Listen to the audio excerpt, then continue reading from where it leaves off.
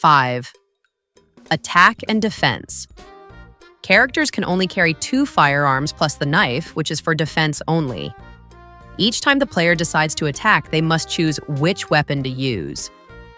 They cannot attack with 2 weapons at the same time, since the character is supposed to need both hands to use them and fire. Of course, this is representative. However, regular pistols without a telescopic sight are the only weapons that can be used in pairs, since the player is supposed to use one in each hand and fire with both. I mean, this is an imaginary representation. Consequently, if a player manages to obtain an additional pistol during the game by completing the pair, this pair counts as only one weapon, and they can carry another additional firearm, such as a rifle or a machine gun, thus totaling 3 firearms. This does not apply to pistols with telescopic sights, since the character is supposed to use both hands to aim and fire. In other words, only unscoped pistols can be carried and used in pairs. To attack, the player rolls a die, and each roll consumes 1 action. Therefore, the player can attack based on the number of actions available at that time. For example, if they have already made a forward movement or opened a door, then they will have 4 rolls available for the attack. Or if they have not taken any actions, they will have 5 rolls available for attacking. If the player carries a pair of pistols, they can roll 2 dice at the same time, counting only 1 action. That is, they can roll 2 dice, thus doubling the number of points or hits. Regular unscoped pistols are the only weapons that can be fired in pairs at the same time. That is, they are the only ones that can use 2 dice on each roll, as long as the player manages to complete the pair. If they only have 1, then it does not apply, and they must roll with 1 die. Or if they have 1 scoped pistol and 1 regular unscoped pistol, it also does not apply. They must be 2 regular unscoped pistols. Each point on the die is a hit, and they are cumulative, but only during the player's current turn, as each malign requires a different number of hits to be downed. If the malign is not eliminated, the number of hits starts from 0 for the next turn, even if the same player carries out the attack. A quick guide to each malign's durability is provided on the weapon specs card, so players can easily refer to it during the game. For example, the zombie requires 6 hits to be downed and has 1 action, either advance or attack. The Fido requires 12 hits and has 2 actions to move or attack. The Xanta requires 32 hits to be downed and has 1 movement action. The Sugar Daddy requires 42 hits and has 2 movement actions. Finally, Mr. Doggo requires 62 hits to be downed and has 3 actions to move or attack. Now, weapons have different firepower and range. Players typically start with a pistol, which, as indicated on the card, has a firepower of 1, with a range of 1 square. For example, if the character is standing here, they can take down this zombie 1 square away with the pistol, but not this one, at least not with the regular pistol. To take it down, they need at least 6 hits or cumulative points over the 5 rolls of the die, or however many they make. In this example, there are 2 zombies in the same space. If the player only has the regular pistol to attack, they'll need to score a total of 12 points over the available rolls to take them both down. If they can do this total in just 2 or 3 rolls, they'll have the remaining actions available to complete their turn. For example, assuming the player used all 5 of their actions to make 5 rolls, and the total number of hits from their 5 rolls was 11, then only 1 zombie would be killed, while the other would remain alive.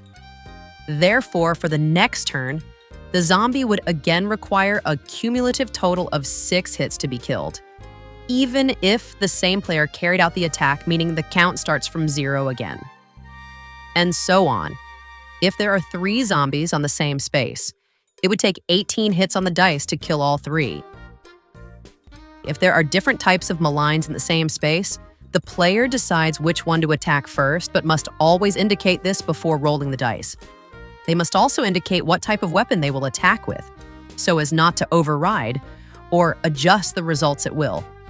For example, if there is a zombie and a Fido in the same space, the player would need 18 hits to take down both maligns, which is 12 for Fido and 6 for the zombie. Therefore, they must decide which one to go with first. Assuming they decide to attack Fido but reach the total of 12 by the fourth roll, they would only have one action left to try to take down the zombie. They would necessarily have to roll a 6 on the die. Otherwise, the zombie would remain alive, and at the end of its turn, the zombie would move. However, there are pistols or weapons that have a telescopic sight or scope, and these have one more point of range than their normal range. In the case of normal pistols, they have one range, but if they have a scope, either on the top or bottom, then that pistol will have 2 ranges, but its firepower will still be 1. For example, suppose there is a zombie here and another here, and the player's in this square. If they have a scope pistol, they can also hit this zombie since its range is 2, while with a normal pistol, they would only hit this one. In this case, if they have a scoped pistol, the player decides which of the 2 to attack first, since it hits both, and as soon as they get a total of 6, they will kill the one they indicated, leaving them with the remaining shots to kill the second. There are also pistols or machine guns with a silencer.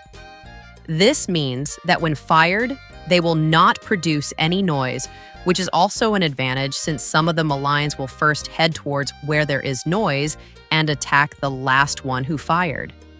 For example, assuming several players are in this square and a Fido is here, 1 square away, at the end of the current player's turn, Fido will move 1 and then attack one of these players. Because he has 2 movement spaces, he will therefore attack the last player who fired. However, if the player fired with a silenced pistol, he will not attack him first, but rather the other player who fired in a previous turn, specifically the most recent one. Silencers also have an advantage when it comes to the movement of the maligns. For example, the zombie, the Xanta, and the sugar daddy are guided by sight and then by where there is the most noise. In this case, if 2 players are at the same distance, but this player fired in his previous turn with a silenced weapon, all these maligns will head toward the other player, of course, as long as he fired during his last turn. In short, the silencer can help avoid priority attacks when the maligns perform their actions. Now, let's review the specifications of the rest of the weapons. To recognize them, the first thing to do is to see if it's a large or slim magazine, and then whether it has a telescopic sight. These are the 2 main characteristics that allow you to identify the weapon the player physically owns on the spec card. This is important because there may be variations, and the physical weapon may not be exactly the same as the drawing on the card, but its type is identifiable by the characteristics described on the card. For example, this one has a slim magazine. In this box are all the slim magazines, while in this other box are the large magazines. All of these, as indicated here, have a firepower of 2, meaning that unlike the pistol, each point obtained on the die will be multiplied by 2 when possessing one of these weapons. Meanwhile, these wide magazine weapons have a firepower of 4, so each point obtained on the die will be multiplied by 4. Therefore, all of these have a slim magazine and have the same firepower. Their variation is basically their telescopic sight. If it doesn't have a sight, its range is 2, still double that of a normal pistol. But if it has a sight, then it has a range of 3 squares, as indicated here. This one, for example, has a sight and also a silencer. So, to take down a zombie with this machine gun, you would only need to roll a 3 or higher on the die since 3 times 2 equals 6. With this firepower of 4, you would only need a 2 on the die since 4 times 2 equals 8, and the zombie only requires 6 hits. Another feature of machine guns, whether a slim or large magazine, is that they can fire in bursts. This means that the hits obtained on the die can be distributed to all maligns in the same square, only in the same square, not if they are in different squares. For example, if there's a zombie and a Fido in this square, the player would need 18 hits to take down both, 12 for Fido plus 6 for the zombie. If you only have the pistol, you'll have to choose who to shoot first and may spend up to 4 actions to take down the chosen player. However, with the burst-firing machine gun, the points are distributed as the player decides. That is, the weapon shoots everyone equally in the same space, and the total points are distributed to take down the villains, unlike the pistol, which is a single shot, not a burst. Also, considering that each point on the die is multiplied by 2, it would be easier to take them down with this weapon. Let's look at the example.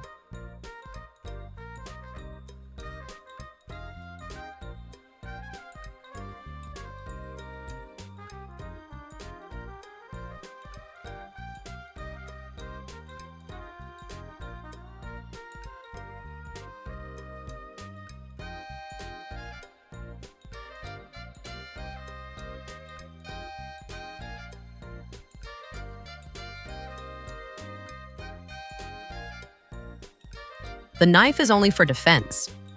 That is, when a player receives an attack, they must roll the die and get a 4 or higher to make an effective defense.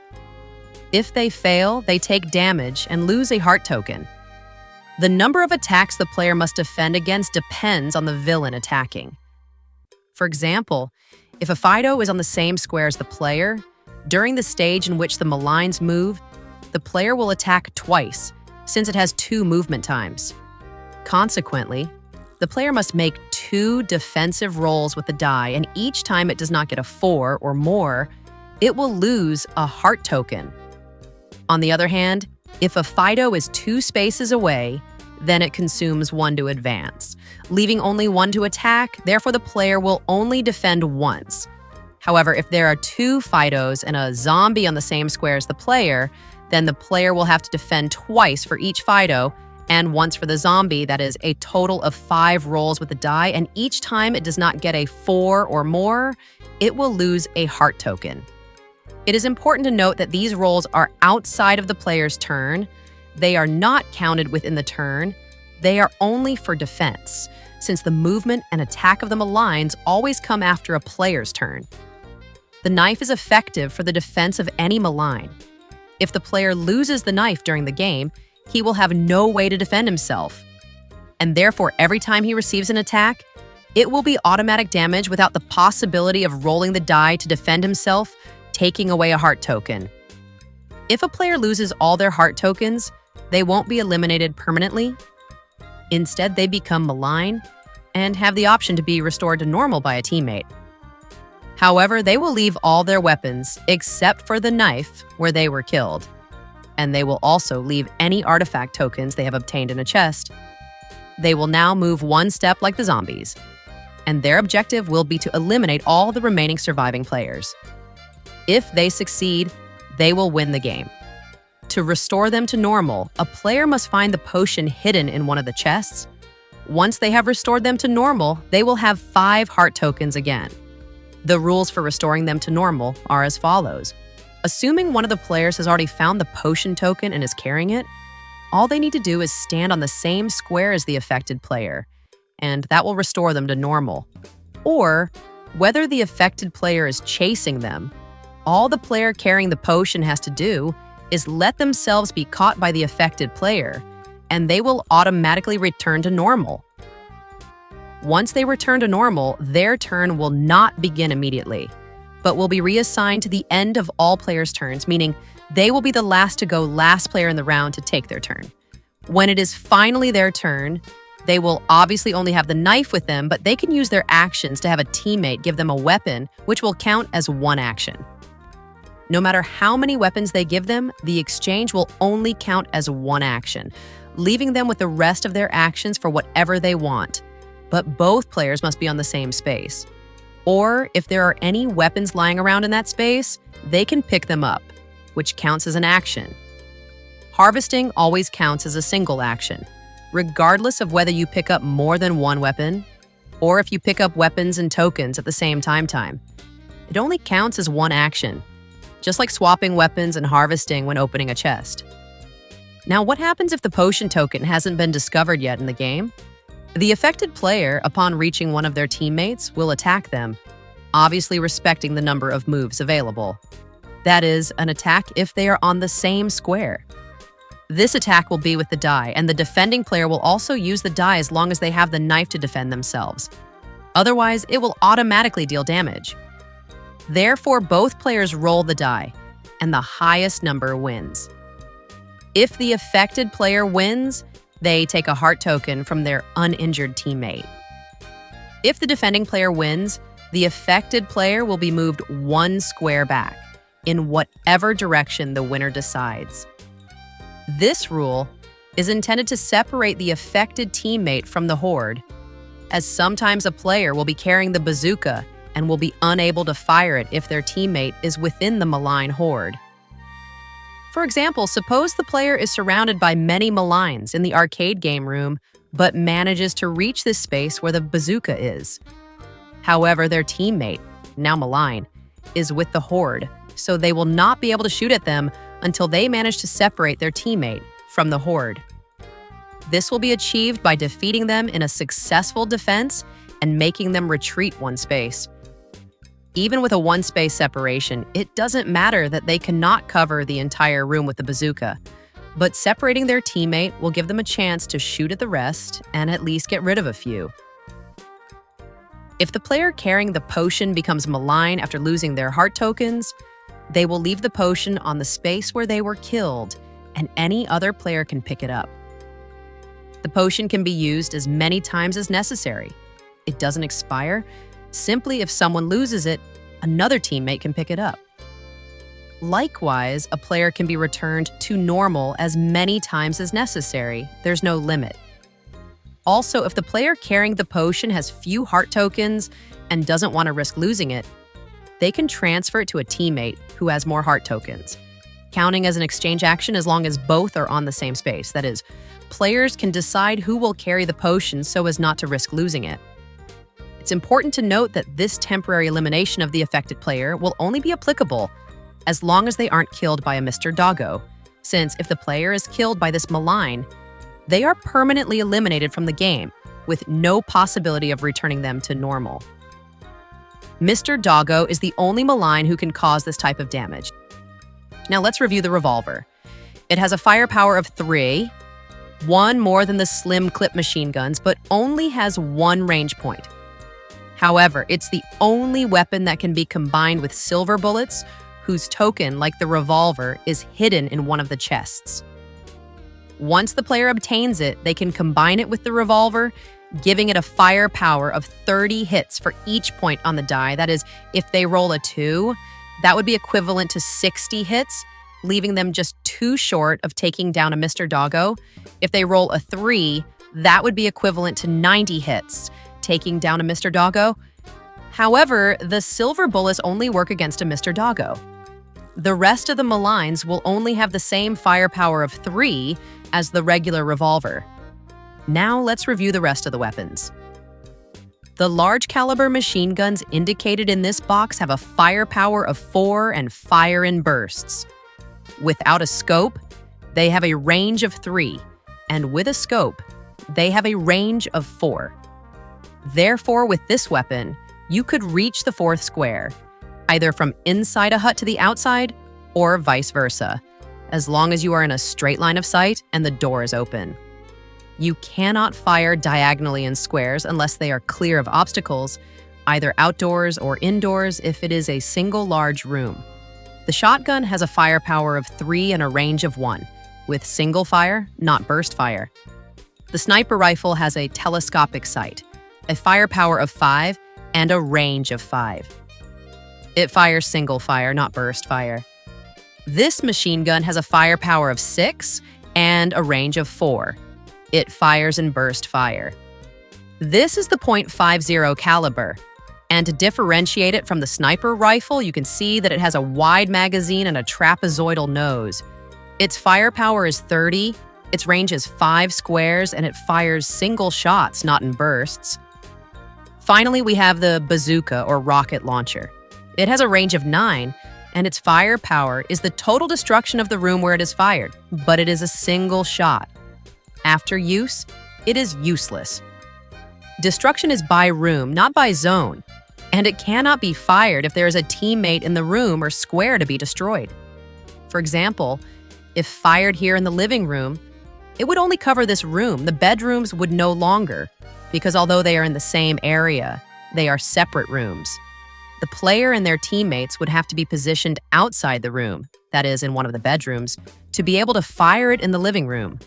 Or they can be positioned in this adjacent room to fire, as long as the door is open, indicated by an opening token. In this other example, the player stands in the bathrooms to shoot towards the bar, so they would cover all 3 sections because the entire bar is a single room. However, the player would have to shoot from the bathroom to cover all 3 sections.